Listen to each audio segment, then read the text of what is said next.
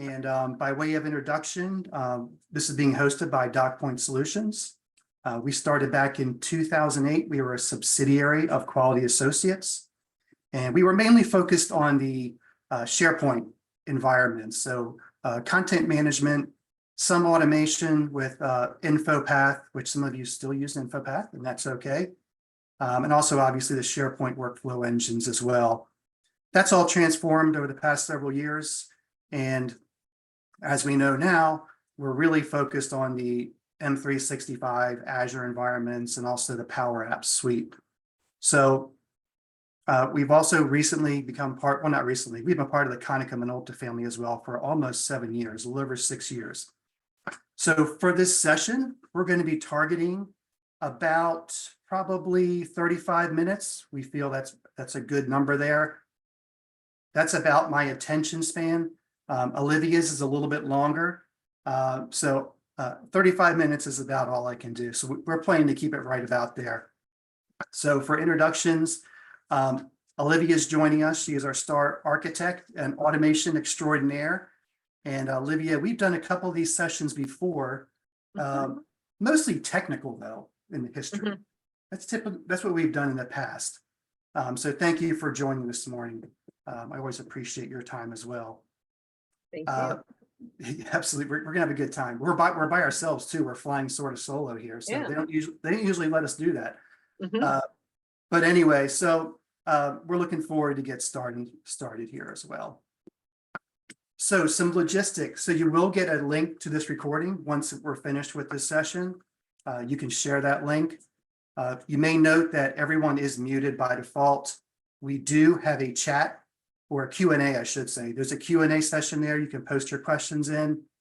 If you want to vote up that question, if you like it, or if you want to assist in answering that question, you can do that as well.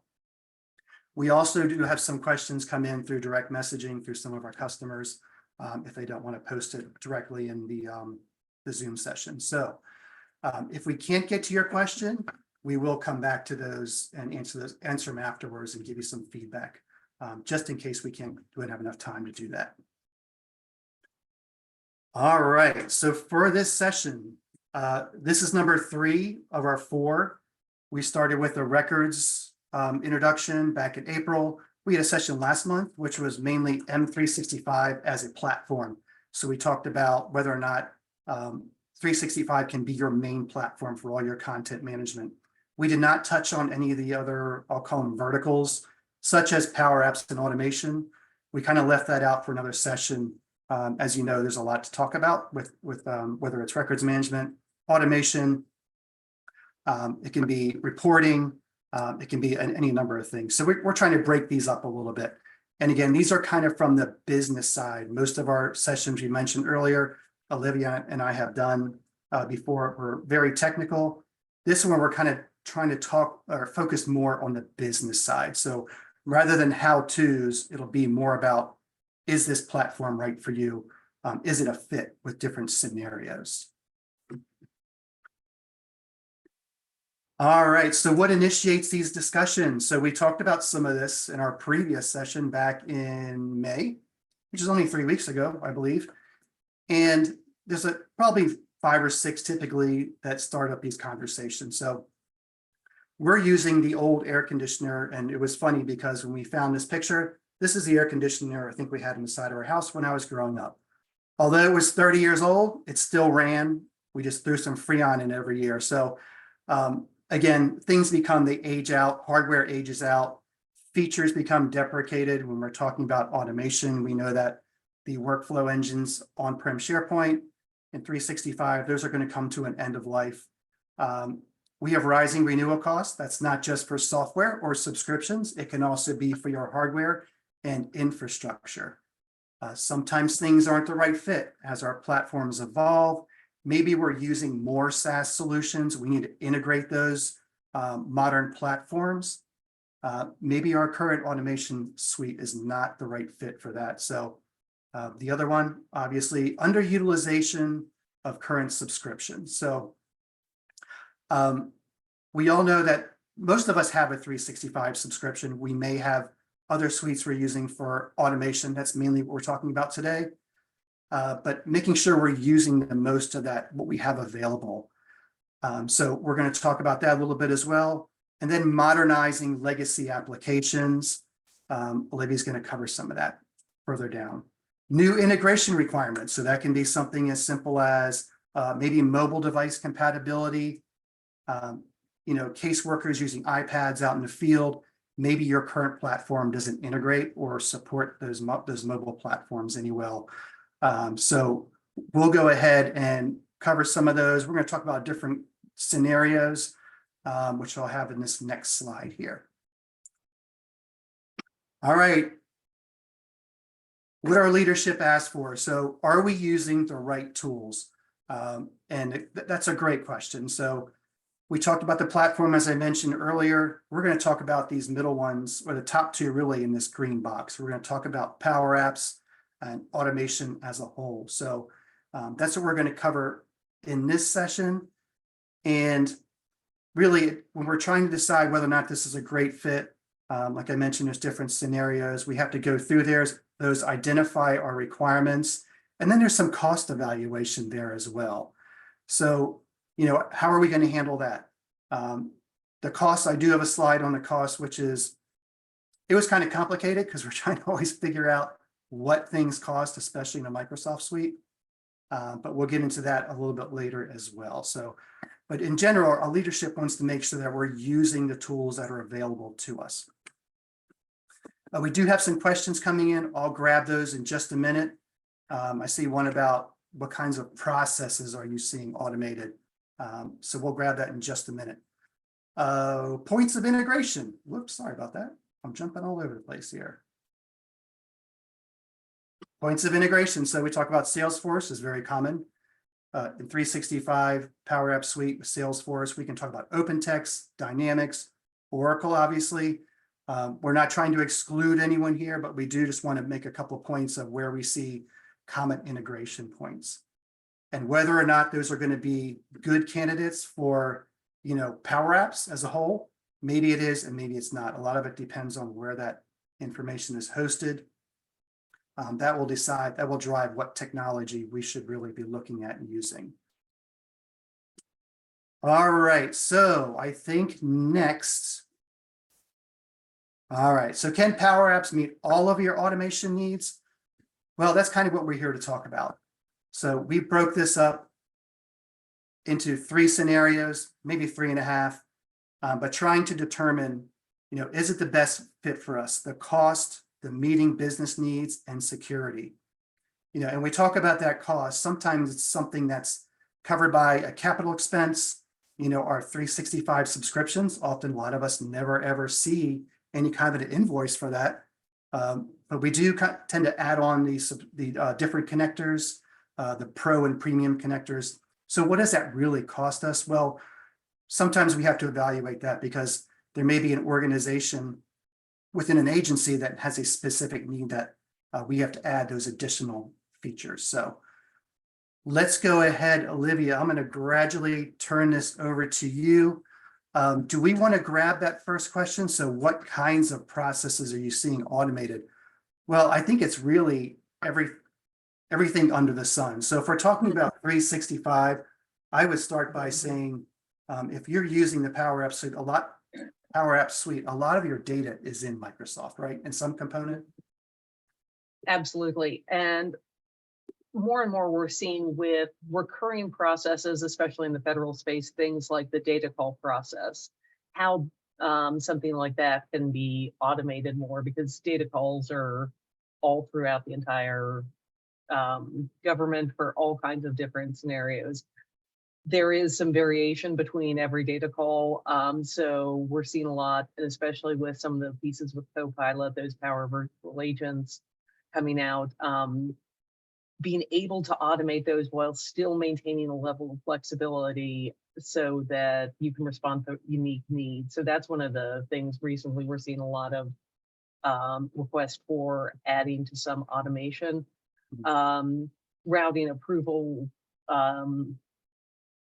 procedures, document signatures, those are always good candidates for automation. And also what we are seeing it is not necessarily a process that's never been automated before, but processes that have some automation, either on a legacy system or some other existing system, and wanting to have that being brought into either Office 365 or looking to see, are we using the best possible tool for that? Yeah, yeah. I mean, we've seen so many different scenarios. We've seen everything from simple little help desk, solutions that we've put up. Maybe it's onboarding, but it's really about, if you're creating a help desk system, for instance, how many users do you have? If you have 2,000 users, maybe it's not a fit. Maybe that's a better third-party app or something along those lines. But anyway, so we have about 3 scenarios here that we're going to go through. So the first one is cloud to cloud. So I would see that, Olivia, as like, working within 365 and within the Microsoft suite, but I'll let you dig into that one a little bit.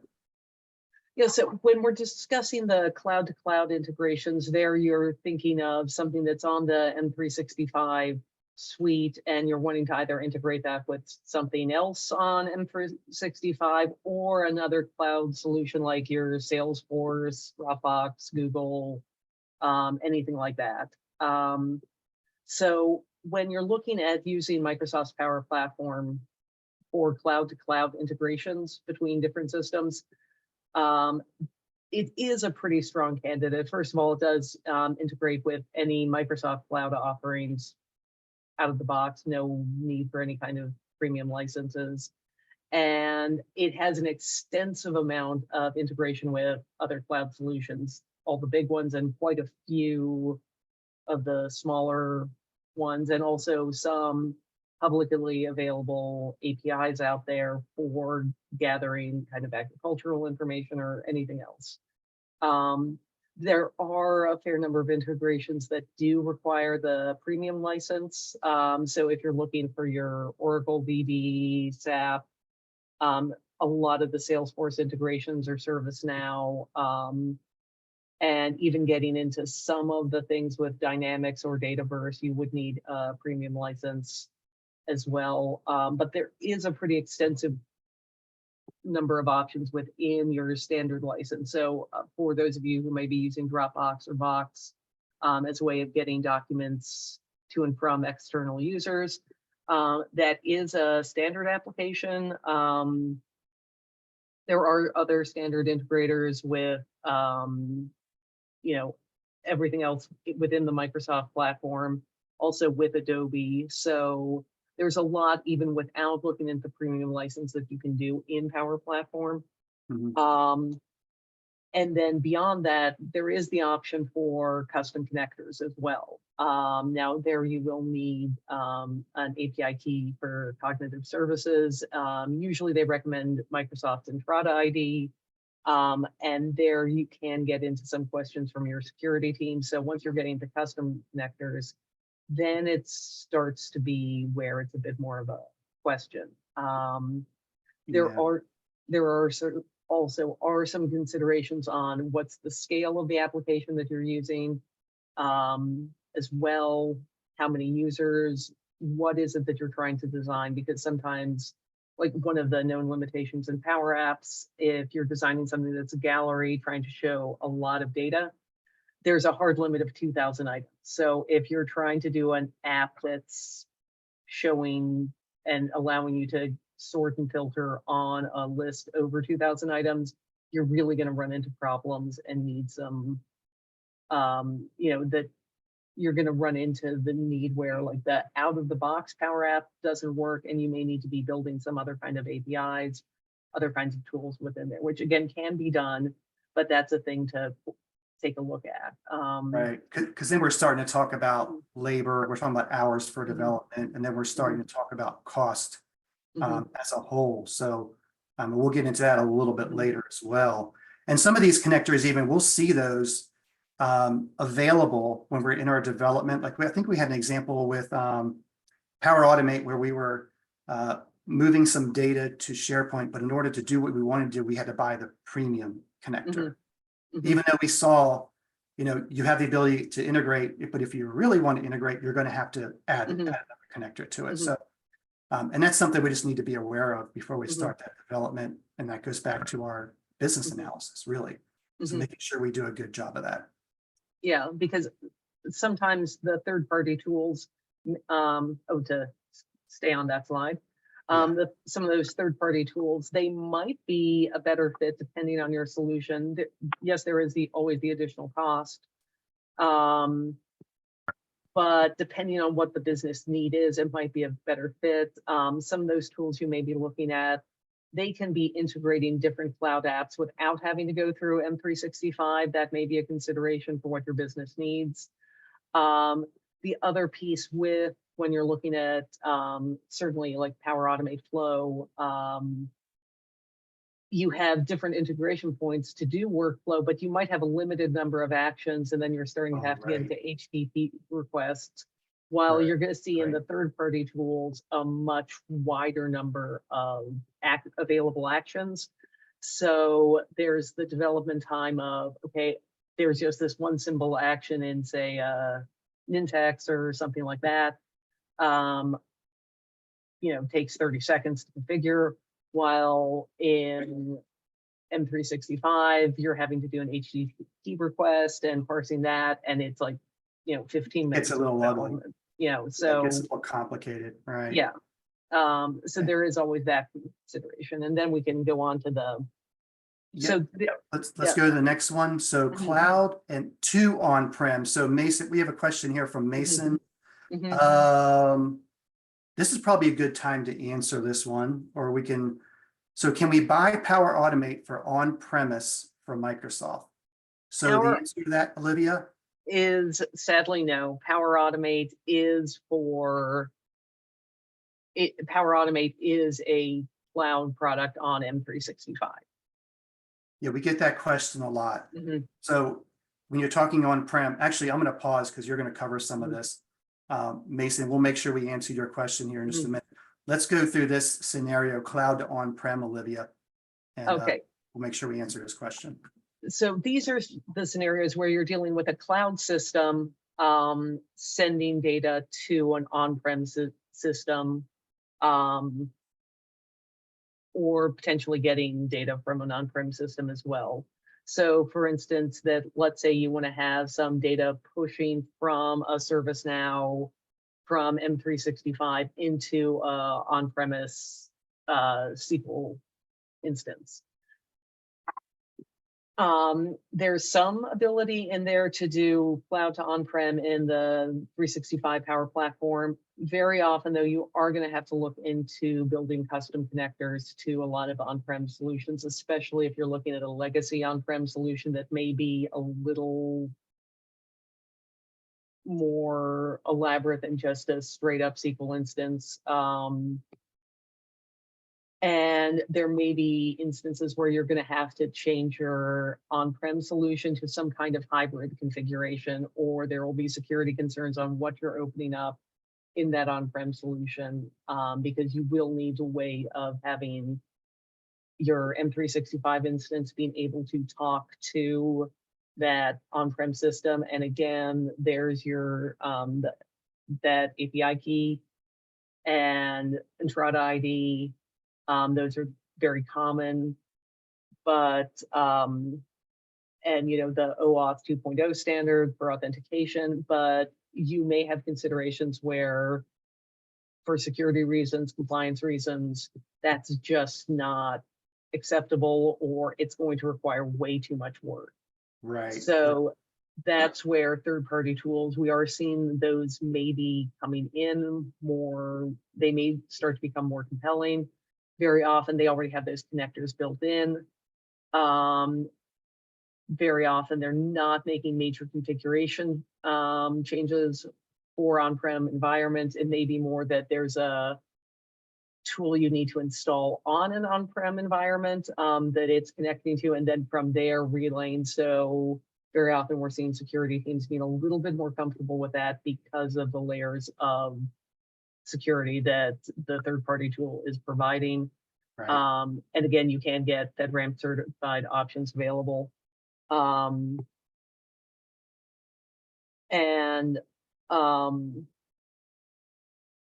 yeah, so Yeah, I think it's just being aware of, mhm, the cloud to on-prem. I think there's timing things there too, as well. mhm, If you're sending data to, to an on-prem instance, how does that, once it's updated on-prem, how does it get back to the cloud? Is that instance, or if we're going the other way mhm, around, are there mhm, delays with that communication? We used to have the timer jobs and things like that mhm, kick off. mhm, So we're also talking about performance there as well mhm, in some scenarios, I would say. So, absolutely. okay. If we talk about, so we talk about cloud to cloud, cloud to on-prem. Once we get into cloud to on-prem, we're starting to see some things start to change. Mhm, We start to see a little bit more development, maybe a little more mhm, custom dev, some of the connections. mhm, How do we look at, let's go, and Mason, this will answer your question here, because we're going to talk about mhm, more about on-prem. mhm, So on-prem and then on-prem only. So this is still a valid discussion. This is where we mhm, kind of make a lot of adjustments. We do still have many customers who are not going to move their data to 365, and that can be, mhm, it can be financial, it can be DoD, it can be a compliance issue in some capacity. mhm, mhm, But then what do we do with this? So it would be great, like Mason was asking, can we use Power Apps for on-prem? That would be cool, but not at the moment. So yeah. I'll let you take that away, Olivia. You can explain this better than I can. Yeah, so with the on-prem to cloud or on-prem only, so there we're thinking you have an on-prem environment and you want to push something up to a cloud tenant or any kind of cloud application, or you're just dealing with on-prem. Is there a kind of Microsoft M365 option for that? No, there isn't. M365 is always cloud. So even if you do the custom connectors and everything like that to have one, SQL instance talking to an Oracle instance, it's still going to be going through that M365 cloud platform. That may not be an option, and it may just be very extensive development, kind of convoluted, not as stable. And that's really where we start looking into the third-party tools and seeing them being very, very useful. There are a ton of options out there depending on what you're trying to do. And you'll see some tools, for instance, NAC and Nintex automation, they'll connect your on-prem environment to multiple different cloud applications. So it used to be with Nintex, it was pretty much just SharePoint. Now we're seeing, no, it can be a lot, it's way more than that now. And you'll also see a range of complexity in terms of what these third-party tools can do. So you will see some that are, I don't want to say like user friendly in the sense that someone who just usually is going in to write emails and do some Word documents will be comfortable. But we do have a lot of sort of citizen developers, power users, what we call, who aren't in IT necessarily, but they're pretty savvy and they feel very comfortable with these tools. Yeah. To then even more advanced development tools, Nintex automation, which for those of you who are around my age and older, cameras being somewhat forgiving as much as it can be to me, but we remember K2, and K2 was incredibly robust, and Nintex automation now is basically that. So there is an extensive amount of things that you can do in Yeah. some of these tools, and they And do become more like advanced developer tools, while saving you a lot of that time you'd have to do on custom dev, even on premise. So they do reduce your development time overall. And so rather than having to totally build your own solution, you're going to see a lot of advantage in some of those third-party tools. And again, FedRAMP certified options are available for that where you are doing on-prem to cloud. right. And it's nice to see that workflow engine completely separate from Mhm, whatever you're doing on-prem, right? Like you mhm, mentioned, there's no dependency anymore on mhm, any Microsoft platform, any other platform. It's completely mhm, independent. mhm, And that's a big plus, right? We're mhm, not relying on something in cloud to drive a process mhm, that's on our on-prem environments, because we do mhm, see some delays sometimes with that. Uh, So all good info. So I had one question that came in through direct message. We've mentioned FedRAMP a couple times. And I think one of our questions talked about capability as well. There is capability differences when we talk about automation in a FedRAMP cloud and automation in like a commercial cloud. Can you cover, just some examples that I think it's really connections to data sources is one of those? Yeah, there will be some variation between what can be available in the commercial cloud, GCC, and also GCC high. Most of our clients, what they're using, they're looking to automate at this level. The vast majority of, especially those standard features that you're going to see in Office 365, those aren't being limited too much. It's more the premium connectors to some, especially when you're looking at, publicly accessible APIs, those can be reduced. Some of the HTTP calls, we do see some limits there in terms of what you can, what you can do. But the vast majority of development that we're seeing on the GCC, GCC high, and then commercial platform, there wouldn't necessarily be a limit to those. Okay. And we see that whether it's PowerApps or it's a third party that's operating in a FedRAMP, it's the same. There's communication limitations and restrictions there. So you're not getting the full capability as you see in like a commercial cloud for really any product. And I think most people are aware of that, but if you're not, that's just something to think about as well. Yeah, and a lot of those limitations that you'd have in GCC cloud, those are the places where you do want to start wondering if the M365 suite is the right solution, because that may be a good time for a third-party tool. Right. Yep. So a lot of things to think about as you move through these different scenarios. None of our engagements are exactly the same with anything we've done. There's always a difference, whether it's platforms, requirements, technology. We do see variations in almost everything we work with. So, which sends us to, if my clicker works, benefits and risks. There we go. All right.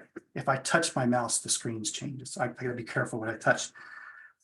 So the benefits really, I'll cover. If you want to cover some of the risk, Olivia, I can run through benefits and then we can just come together after this. And I have one more slide on costs and labor. Utilizing your existing subscriptions is one of the, be careful. We're at that age. Utilizing your subscriptions is something we always want to do. So whether that's a 365 subscription add-on, I'm going to be saying that through the rest of the webinar. That all comes into play. We want to make sure we're using what we have, right? Excellent for Microsoft platforms. So we're talking about PowerApps. If your data is in Azure, SharePoint, your 365 environment, it's an excellent candidate. We don't typically see that you have to get an add-on unless you're doing some kind of maybe external communication, something along those lines, getting data from anonymous users. Sometimes the third parties are easier for that. User adoptions, this is one that's on both sides. When we upgrade some of these systems, modernize, sometimes that UI is nice and fresh. Other times it's, oh my God, that's a change. I've been working through my other system for 25 years, and now all of a sudden you've given me this new interface, and it's sometimes can be a little bit of culture shock, but that goes along with your analysis, your UAT, making sure your users are involved to make sure you're successful. And then the connectors, we were talking about all the connectors that are available in the Microsoft suite. As we mentioned, you get into more robust communication. Certain cloud platforms, you're going to have a premium connector there. So although it's available, obviously there's a cost there associated as well. So risks, Olivia, you want to cover a couple of those? Yes, I will be the cynic.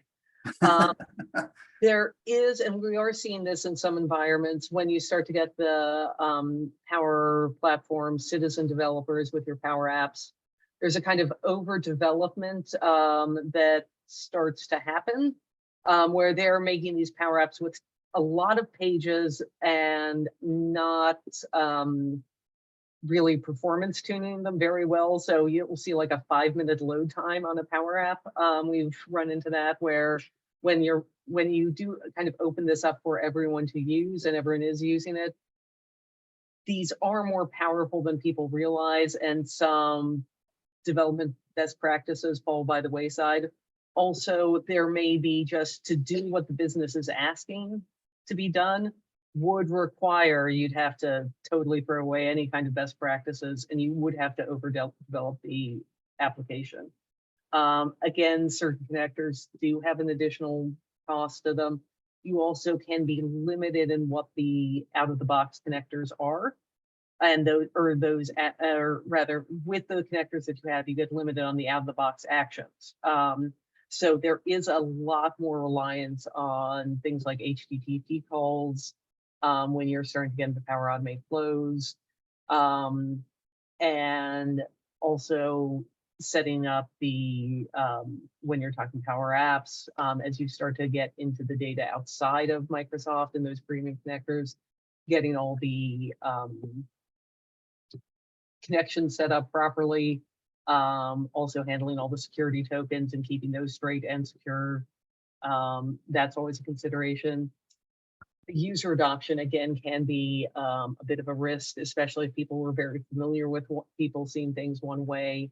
And, you know, there is the new training on that.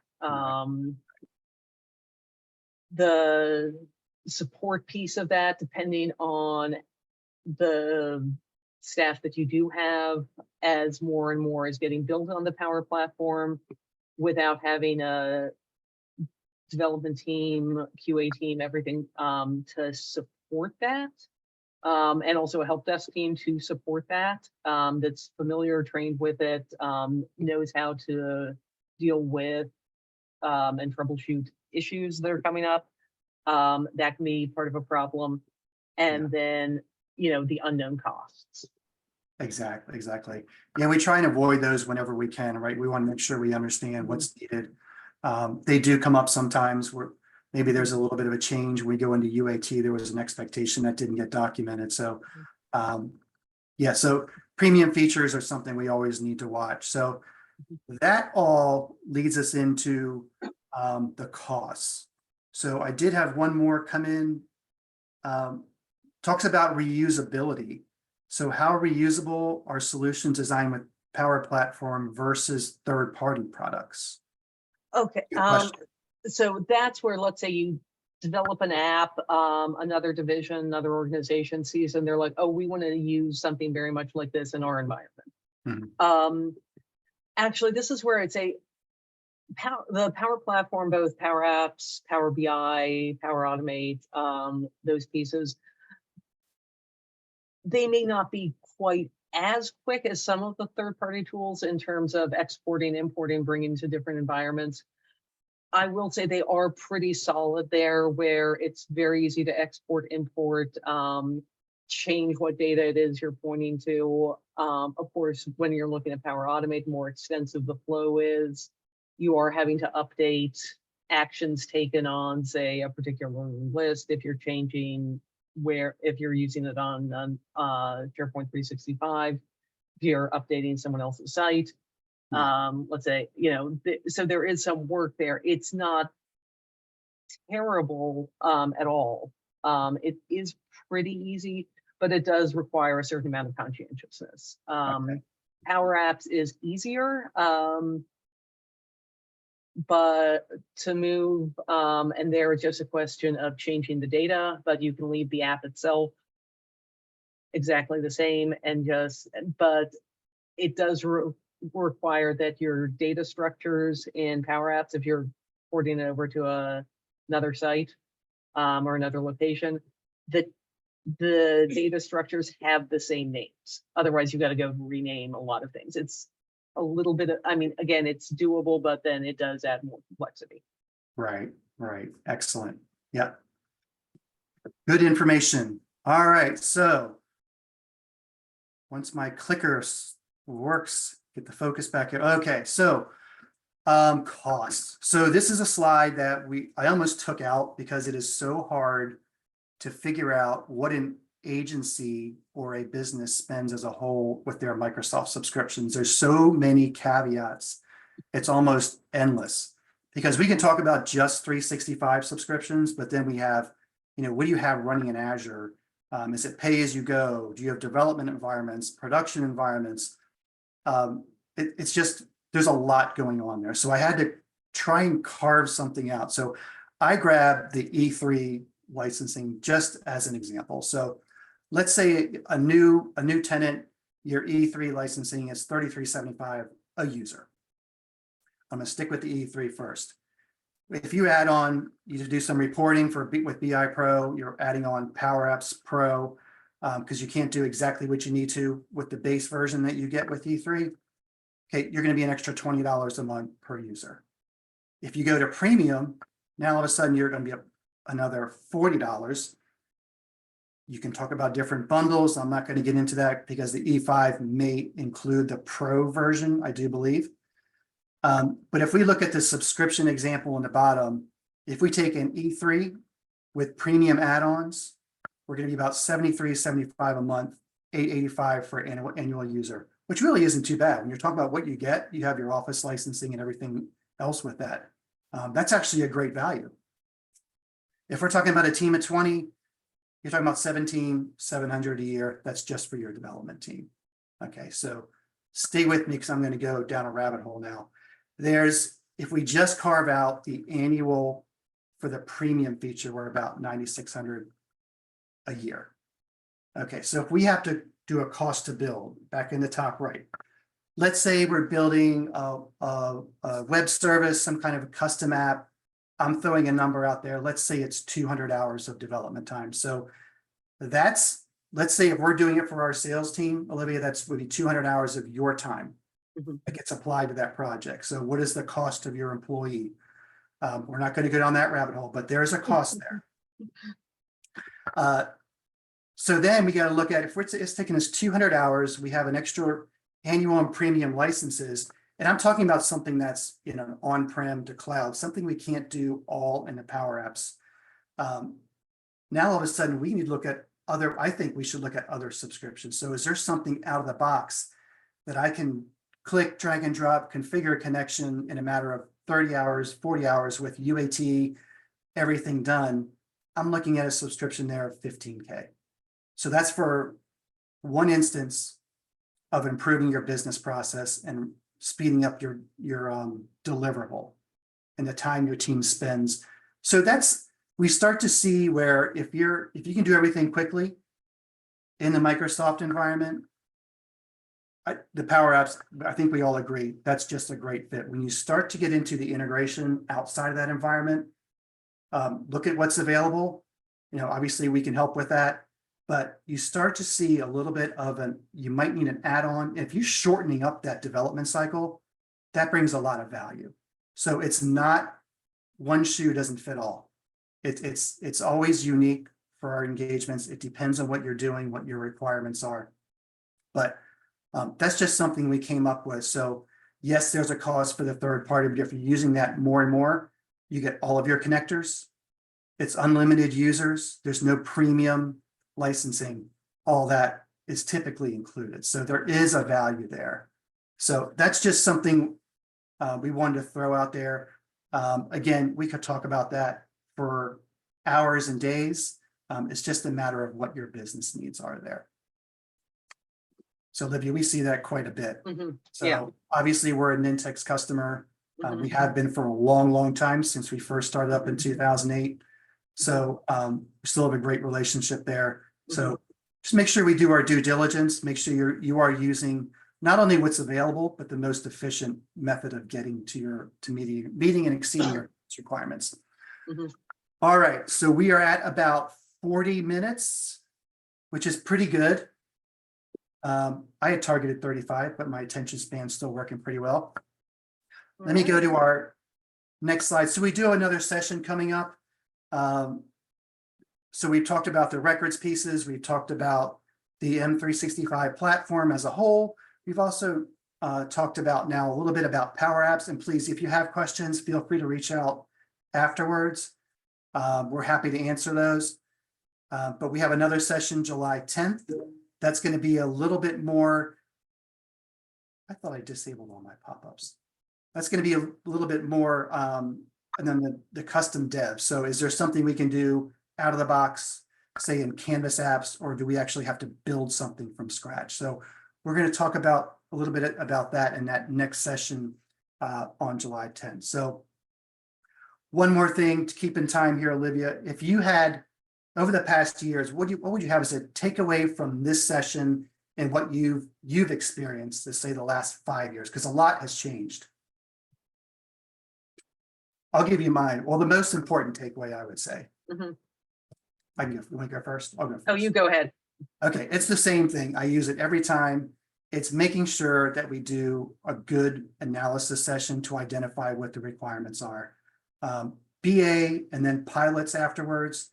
I think no matter what platform we're talking about, whether we're using a hybrid scenario or third parties, that's the best way to make sure that we're going to be successful and also manage our costs as well. So that's typically, I still think that's one of the most important things. Well, to piggyback off of that, I would say it's becoming more and more important, I think, especially with a lot of this move to the cloud, is we don't think just about, okay, we automate a process and then we're done and we move on to next, but that once we've done that automation piece, part of that is, okay, what's our review cycle going forward now that this is live? That every year looking at it, it's like, does it need to change? Is this still the right fit?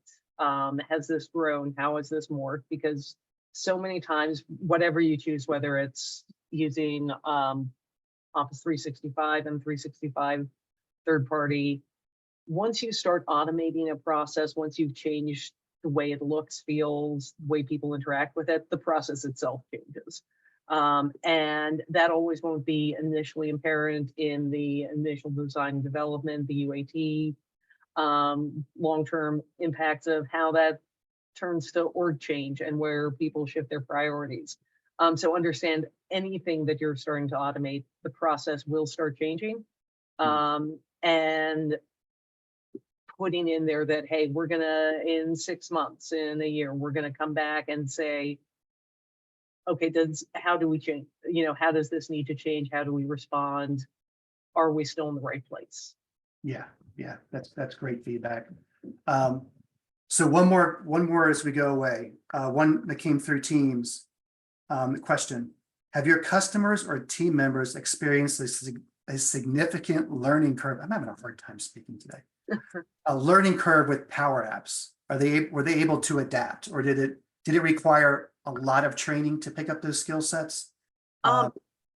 It hasn't, that we've seen, and actually we're seeing a lot of places. There's been a lot of end user sort of citizen developer adoption, which again, that's great. It can have its drawbacks in some ways, especially as you're looking at people building larger and larger applications. But the adoption has been pretty good. There's a lot of information out there that Microsoft has put on how to learn how to use this. With YouTube, there are a lot of videos out there and resources like PowerApps 911 and things like that. So the adoption we've found is pretty solid, but one thing I would definitely recommend is have a plan for user training and adoption. Great. That's great. That's a great question, James. By the way, so Olivia, do you feel as though the adoption for our team, our development team, and our customers, it was probably easier if they were using like a Nintex or some other automation tool before that, obviously. It's just the different UIs. I think the Power Apps is probably a little more developer-centric. We've talked about that before. But that plays a role as well, right? That makes it a little bit easier. Yeah, and if you have a team that is more development friendly, even if they're not developers, all of them, they'll take to it easier. And if they have some familiarity in using some tool previously, they'll get to that. I think they'll take to it a little easier. Again, there is the learning curve of adjusting from Nintex to the Power Platform, but even I, who a longtime Nintex person, set different ways, had no problem and actually really started liking it. So now I have 2 favorites, or like 30 favorites. All right, everyone. So we're just about out of time. So but do want to mention we have another session coming up in July. So you can check that out. We'll send out some promotional messages. Reminder that you will get a link to this recording. Once this session is over, we end it. It'll take a little while to go out, and we'll send some follow-ups as well. So again, if you have any questions, please feel free to reach out. We're happy to get on a phone or a team session, WebEx, Zoom, whatever you use, and talk about your needs or just technical questions in general as well. So we appreciate your time. Thank you for taking these 45 minutes out of your day. We do appreciate it. Olivia, thank you very much for joining us. I appreciate it. And we made it through. We got to fly solo. We did. I only said prescription 5 times instead of subscription. So thank you for your time. I appreciate it. Thank you. All right, everybody. Have a great day and have a great week. And we'll look forward to seeing you in the next session.